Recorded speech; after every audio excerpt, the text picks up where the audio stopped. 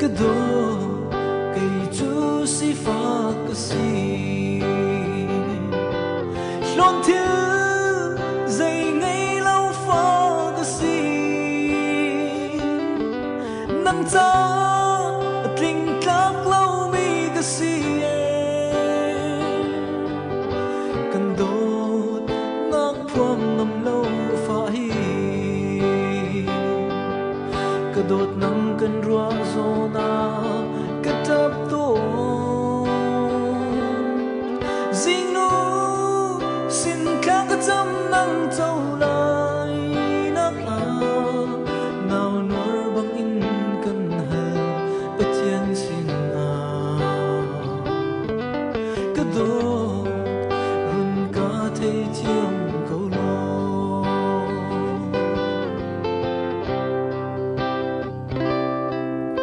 cái đốt cây chú har sa mi ca si cây cha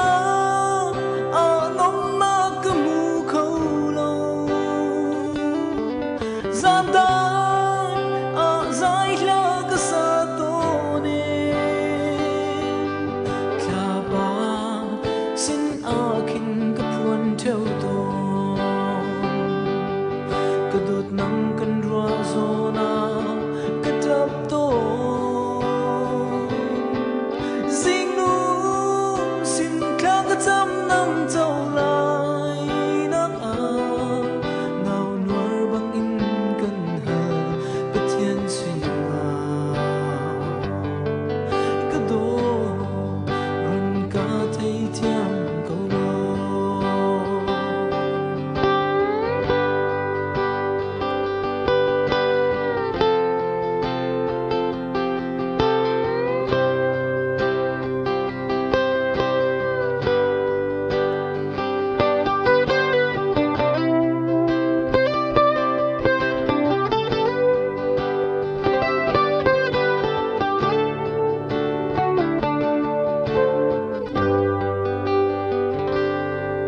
nắng cha bẹt đinh mi dây càng ngày lâu cái thiên lùng đi lăng in gần bê câu hồi đắng hệ ta chung ngâm xin lại lâu mình sẽ cái đi lăng in gần bê dây tích gian ta la thấy chiam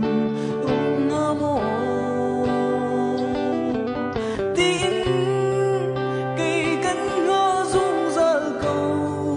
cái đồ nào nuôi bằng in cần hờ